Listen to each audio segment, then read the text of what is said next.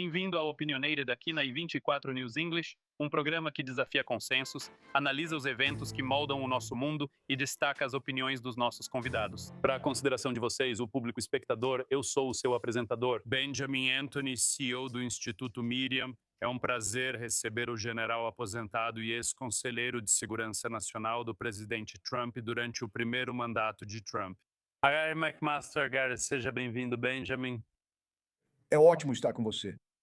Obrigado por me receber. Então, deixa eu perguntar, há linhas bem definidas dos dois lados nessa negociação. Os americanos querem discutir o fim do programa de armas nucleares, os israelenses querem discutir o fim do programa de armas nucleares, do programa de mísseis balísticos e do programa de proxies terroristas. E os iranianos estão dizendo que só estão dispostos a discutir a questão do enriquecimento. Como esses dois lados, os americanos e os iranianos, vão conseguir superar essa diferença? Bem, Benjamin, não acho que eles consigam superar essa diferença. Acho que veremos um período sem progresso. O presidente Trump sempre tenta conseguir um acordo primeiro, mas é claro, ele tem que lidar com a intransigência da ditadura teocrática em Teherã. Acho que ele vai perceber que não está indo a lugar nenhum. E assim como ele fez anteriormente, quando deu a eles 60 dias antes, os Estados Unidos se juntaram àquela campanha muito bem sucedida das FDA de 12 dias. Eu acho que é assim que isso vai acontecer. A intransigência iraniana, baseada na natureza daquela ditadura teocrática em Teherã, seguida, eu anteciparia, por uma ação militar contra praticamente tudo. Você citou o programa de mísseis deles, o programa nuclear deles. E eu acho que também algumas das ferramentas de repressão que eles usaram mais recentemente para assassinar dezenas de milhares do próprio povo. Então, assumindo que a ameaça militar da qual falei é uma ameaça militar crível, parece que você está dizendo que é uma ameaça militar muito crível. Como ela provavelmente vai ser? O presidente tem várias opções. A maioria das pessoas afirma isso. Ele não está buscando colocar tropas em solo iraniano, mas entre um bloqueio e esse resultado de tropas em solo, as opções dele são vastas. Onde você acha que isso vai dar? Acho que será uma variedade de capacidades que podem ser alvo. Então, se o presidente decidir usar força militar, acho que no topo da lista estão todas as capacidades latentes relacionadas a armas nucleares e mísseis. O que ainda resta? Já vimos eles tentarem reconstituir alvos militares associados à Guarda Revolucionária Islâmica, o Basijó. A capacidade deles, talvez, de se comunicarem entre si e compartilharem dados para reprimir o próprio povo. Mas eu acho que outros alvos podem ser econômicos, Benjamin, associados ao fluxo de caixa que o regime precisa para suas prioridades, que são reconstituir esses programas, e também para reconstituir seus representantes terroristas e milícias na região que sofreram golpes tão severos pelas forças de defesa de Israel nos últimos meses. Então, uma das coisas que eu sei que Israel quer ver é evitar o levantamento de qualquer uma dessas sanções caso um acordo seja fechado. Por exatamente o motivo que você mencionou de manter a pressão sobre o regime, você falou sobre o sucesso dos ataques combinados de Israel ao Irã, que depois foram acompanhados pelos americanos. Você acha que existe um cenário em que os israelenses participariam desse ataque e os israelenses estamos tentando derrubar esse regime? Estamos prontos para causar esse resultado agora? Bem, Benjamin, eu talvez previsse as forças de defesa de Israel ficando de fora inicialmente. Claro, você sabe, quando esses ataques são feitos, o Irã pode responder. Eles ainda têm algumas capacidades de mísseis, capacidades de drones, eles ameaçaram uma guerra regional se houver esses ataques. Então eu posso vê-los usando essas capacidades contra seus vizinhos árabes e contra Israel. E então eu acho que é nesse momento que Israel certamente se juntaria à campanha. Eu acho, Benjamin, o que todos nós precisamos ver é uma mudança nesse regime no Irã. Quero dizer, depois de terem assassinado dezenas de milhares de pessoas, como alguém pode pensar diferente disso? E isso é obviamente para a nossa segurança e a segurança da região. Mas e aí, que tal a segurança do povo iraniano? Um povo e um país têm uma promessa tremenda, um potencial enorme, mas tiveram a vida sufocada desde 1979 Então, sabe, eu acho que deveria ser o objetivo ajudar, incentivar e apoiar aqueles que estão pedindo uma mudança na natureza desse governo. Claro, isso vai depender do povo iraniano, e o que é triste nisso é que o regime iraniano é tão fraco. Eles só precisam ser mais fortes do que qualquer oposição organizada. E eles são muito bons em assassinar pessoas desarmadas nas ruas. Você, claro, conhece o presidente Trump como poucos. Quero te perguntar, não do ponto de vista político, mas mais do ponto de vista de políticas públicas. Obviamente, há uma voz forte dentro desse partido que é de natureza isolacionista. Você acha que eles estão tendo sucesso em conter as ações do presidente até agora? Ou você acha que esse atraso é apenas resultado dele precisar aumentar gradualmente o envio de tropas? Sobre isso, ele parece agora estar muito perto de concluir. Sabemos que o presidente Trump não é inflexível em relação à sua forma de pensar. Então, o que ele faz é consultar uma ampla variedade de pessoas. Muitos deles vão dizer: ei, se você fizer isso, vai ser uma grande guerra regional, não faça isso. Eles vão destacar o que vem como talvez a possibilidade de outra guerra longa, como a guerra no Iraque. E é isso que anima muitos daqueles que são meio que neo-isolacionistas, e como resultado, eles veem o Oriente Médio principalmente como uma confusão a ser evitada. Eles também não querem que os Estados Unidos lutem as lutas de outras pessoas. Então, o que você vai ouvir algumas dessas pessoas dizerem é: ah, ei, não deixe Israel arrastar os Estados Unidos para uma guerra. Eles vão usar esse tipo de argumento. E ele vai ouvir esses argumentos porque esses argumentos vêm, em grande parte, de alguns dos seus apoiadores mais fiéis. Trump entende o problema com o Irã, sabe que o país trava uma guerra por procuração contra os Estados Unidos, chamados de Grande Satã, há mais de 4 décadas. E ele costumava me dizer: Benjamin, ei general, em todo lugar que eu olho tem um problema no Oriente Médio, o Irã está por trás disso. Então ele conhece a natureza do regime, entende a hostilidade permanente deles contra os Estados Unidos, Israel e seus vizinhos árabes. Aliás, eles adotaram essa estratégia de perpetuar uma guerra civil sectária para manter seus vizinhos árabes fracos. Assim, eles podem estabelecer essa ponte terrestre até o Mediterrâneo, construir o Anel de Fogo ao redor de Israel, o Anel de Fogo que eles acenderam em 7 de outubro de 2023. E então, é claro, eles escolheram as consequências disso e agora foram expostos como uma ditadura profundamente fraca. Eu sei que você não aposta, mas com seu conhecimento sobre o presidente Trump, se tivesse que apostar, você apostaria que ele vai atacar ou que ele vai chegar a um acordo? Apostaria que ele atacará baseado no caráter do presidente Trump, mas também, como mencionei, a intransigência, a ideologia da ditadura teocrática no Irã. General, posso fazer outra pergunta? Se você concordar comigo nisso, eu gostaria que você desmentisse essa mentira, se essa for sua opinião para a ala isolacionista do partido, que diz que os EUA deveriam se afastar de tudo o que está acontecendo no Oriente Médio. Desminta isso. Diga por que essa teoria simplesmente não é prática no momento atual e por que agir assim seria prejudicial para os Estados Unidos.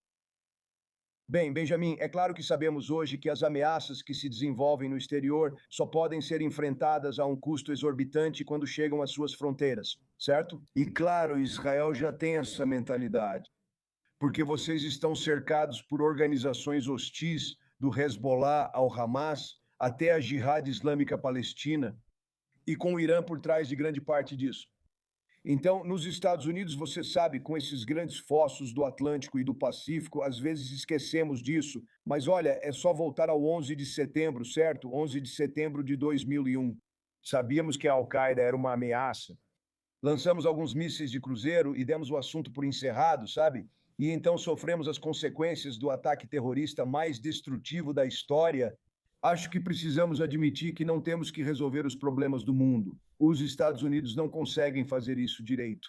Nós não vamos apaziguar as fúrias do Oriente Médio, mas o afastamento desses conjuntos de problemas complexos permite que seus inimigos reúnam forças para planejar, preparar, treinar e então executar operações contra você e seus interesses no exterior. E eu diria, Benjamin, os Estados Unidos também priorizam a segurança de Israel. O presidente entende isso e entende isso de verdade. Para que haja progresso em direção à paz no Oriente Médio, o Irã precisa passar por uma transição, se transformar em uma nova forma de governo.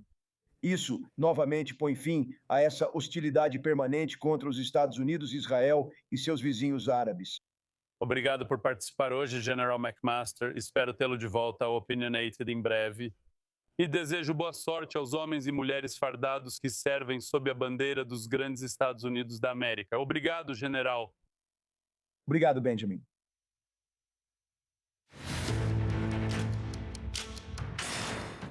Meu próximo convidado concluiu sua ilustre carreira militar como comandante da Formação Norte das FDI, com foco no Líbano em 7 de outubro, em uma história de coragem e valores inabaláveis. Junto com sua esposa, esse general aposentado resgatou seu filho e a jovem família dele do ataque terrorista assassino do Hamas, salvando vários outros israelenses enquanto corriam para salvar seus entes queridos. Mas agora ele entrou na disputa política, juntando-se ao partido Yesh Atid de Yair Lapid para discutir essas ações e decisões. Estou muito feliz em receber Noam Tibon. Noam, seja bem-vindo ao Opinionated. É um grande prazer estar aqui com você, porque você sabe, nós servimos juntos na Brigada Nahar e posso admitir que esse cara é um soldado maravilhoso, Obrigado, Noam. um cara durão. Obrigado, muito obrigado. Eu aprecio isso. E você sabe, sua história sobre o dia 7 de outubro é muito conhecida. Acredito que poucos sabem quantas pessoas fora da sua família você e sua esposa salvaram ao tentar salvar a própria família. Mesmo estando numa corrida contra o tempo para chegar até sua família, conte pra gente rapidamente quem foram as pessoas que você salvou? Não. Meus principais valores, como a maioria dos israelenses, chamam Israel de Arabi Inzelazeh. Estamos todos juntos e assim seguimos nossa jornada para Nahalod, mesmo com nossa família cercada por terroristas. Salvamos Bar e Leo de Oranit perto do Kibbutz Niram e os levamos de volta até Ashkelon. E então eu caí numa emboscada da unidade Maglan. 3 oficiais já estavam mortos, Jembukris de Ashdod, Tahiabit de Omat Ashawan e Afik Ozental de Farmanchem. E sabe, eu peguei o fuzil e o capacete do Shane e matei 2 terroristas e então 3 outros soldados ficaram feridos nessa emboscada, então eu os levei de volta. Um deles ia de dia de Jerusalém e estava em uma condição terrível, sabe? Ele levou um tiro na barriga e estava sangrando. No exército existe o que chamam de hora de ouro. Se você levar até mesmo um ferido grave ao hospital em 1 hora, pode salvar a vida dele. E foi esse o caso. E eu olhei nos olhos dele. Eu não podia deixá-lo lá. Eu não deixo ninguém para trás.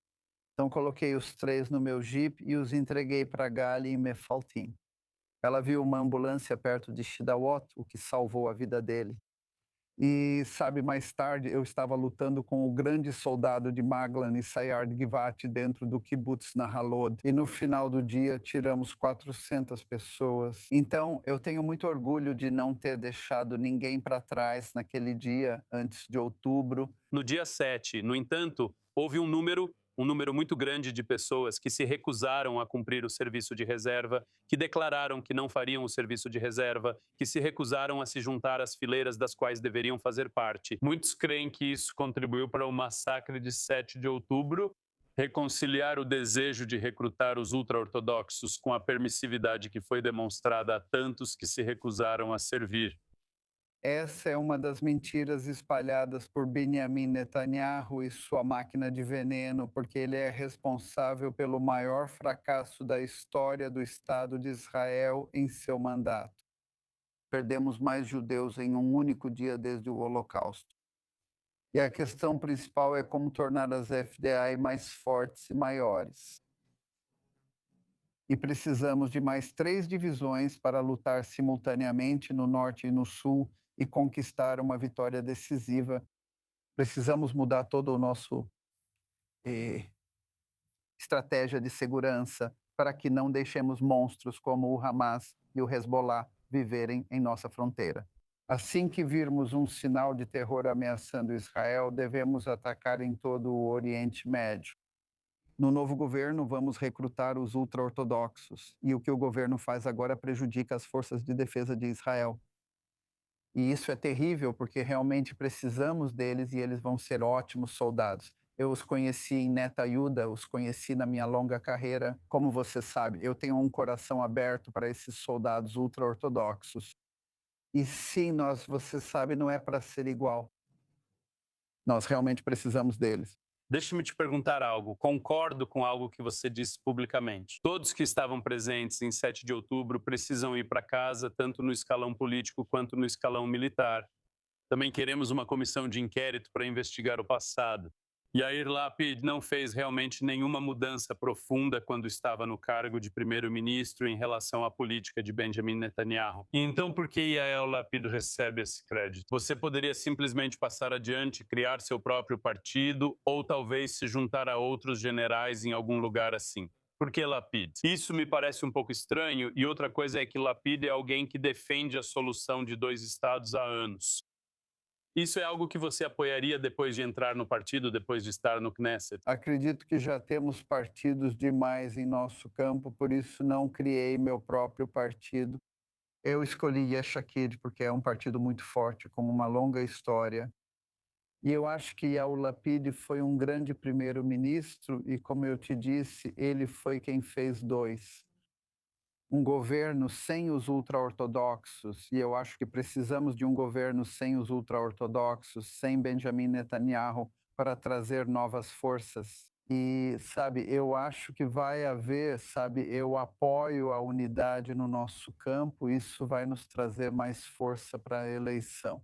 E sobre o dia seguinte em Gaza, Noam, para onde você acha que isso vai? Estamos considerando 2 estados sob este governo ou há outra ideia? Eu acho que, em relação a Gaza, a chave está agora, infelizmente, nas mãos dos americanos.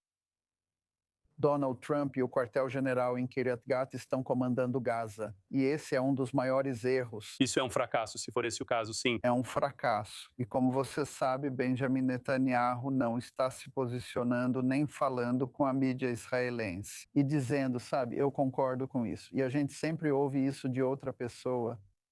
E eu acredito que, sabe, essa foi a minha crença durante toda a minha vida, que a segurança de Israel deve estar apenas nas mãos das forças de defesa de Israel e do Estado de Israel. Não confiamos em mais ninguém, por isso os americanos são grandes amigos. Mas agora, o que está acontecendo em Gaza? O Hamas ainda está armado. Nós não sabemos qual seria o mecanismo para retirar as armas.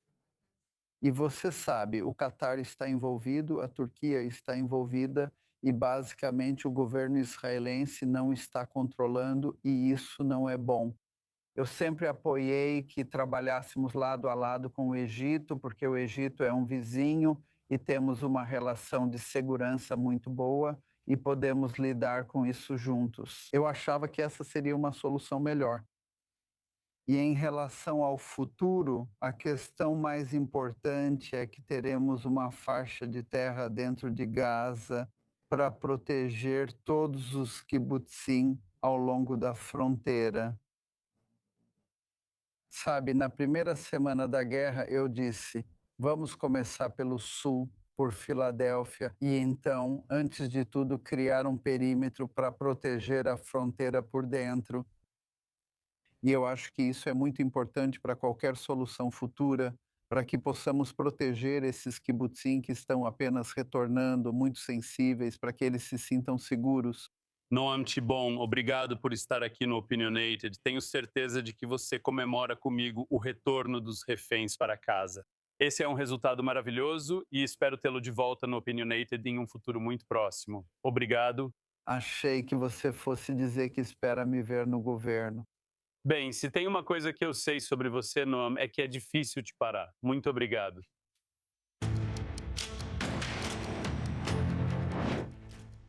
Não, mudando de assunto, enquanto Israel ainda luta para entender como será o dia seguinte a essa guerra no exterior, com um grau impressionante de simplicidade reflexiva, no melhor dos casos, muitas vozes continuam exigindo que entremos imediatamente em uma solução de 2 estados. Keir Starmer, Emmanuel Macron e Mohammed bin Salman são todos vendedores dessa baboseira insuportável.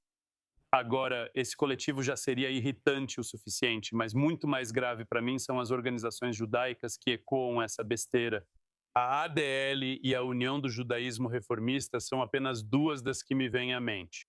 Pessoalmente, sempre acreditei que a proposta dos dois estados deveria ser jogada na lata de lixo da história e a grande maioria dos israelenses concorda comigo. Lembre-se, afinal, o massacre de 7 de outubro foi um resultado direto da fórmula de terra por paz defendida pelos partidários dos dois estados.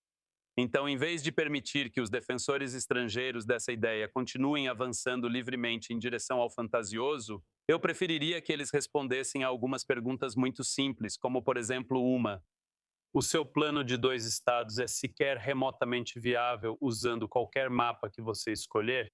Desafio você a demonstrar como um estado contíguo para os árabes palestinos, incorporando partes da Judéia, Samaria e a faixa de Gaza, pode ser estabelecido sem dividir o norte do sul de Israel. Segundo, você pode fornecer alguma prova ou precedente que apoie a ideia de que ceder ainda mais território aos árabes palestinos resultará em maior segurança para Israel? Ou as evidências, na verdade, indicam o resultado oposto? Terceiro, se a solução de dois estados fosse implementada apenas para logo em seguida resultar em um desastre inevitável, você e seus filhos viriam para cá viver e talvez até morrer como resultado da política que você promoveu? Ou você confere esse privilégio duvidoso exclusivamente aos ombros dos israelenses? 4. Existe alguma base que sustente a presunção de que os israelenses precisam de pressão externa para buscar um futuro mais seguro? Como garantir esse futuro é um debate que está vivo e pulsante aqui em Israel, mas não se engane, esse debate pertence a Israel e a mais ninguém. Ninguém deve esperar que voltemos ao que Abba Eban chamou de fronteiras de Auschwitz. Nossa resposta ao massacre de 7 de outubro garantiu ao nosso povo o direito absoluto de moldar nosso futuro como desejarmos. Então, se você não for capaz de responder com um sonoro sim a cada uma das perguntas que acabei de fazer, eu lhe digo que agora seria o momento oportuno para você se afastar da solução de dois estados, que não é solução alguma, para que uma teimosa relutância em fazer isso não seja confundida com uma disposição repreensível de impor ao povo israelense um padrão que você jamais aceitaria para si mesmo. E para aqueles que afirmam que sua adesão à ilusão dos dois estados nasce de um amor profundo, duradouro e inacreditavelmente paternalista por Israel e pelo povo israelense. Bem, vocês vão me perdoar, mas eu escolho não corresponder a esse amor. No final das contas, depois de tudo dito e feito, esta terra foi jurada aos nossos antepassados por Deus. Viemos para cá exatamente por esse motivo e é só isso. E é a promessa dele que devemos nos apegar fielmente, não às fantasias e capitulações de falsos profetas do exterior. Em vez de aceitarmos as sugestões deles, fazemos muito melhor em devolvê-los aos seus próprios dilemas domésticos, aqueles mesmos desafios que eles já provaram ser tão incapazes de resolver. E, como costumam fazer aqueles que nos estendem, a cortesia de permitir que os israelenses construam o futuro brilhante que nos espera aqui nesta terra, livres de seus conselhos ridículos. Porque com o tempo, e se nos derem apenas uma chance, como dizia o velho Olhos Azuis, o nosso melhor ainda está por vir. Ah, e mais uma coisa, nem pensem em nos pedir para dividir Jerusalém. E assim encerramos este episódio do programa. Junte-se a mim na próxima semana para mais opiniões.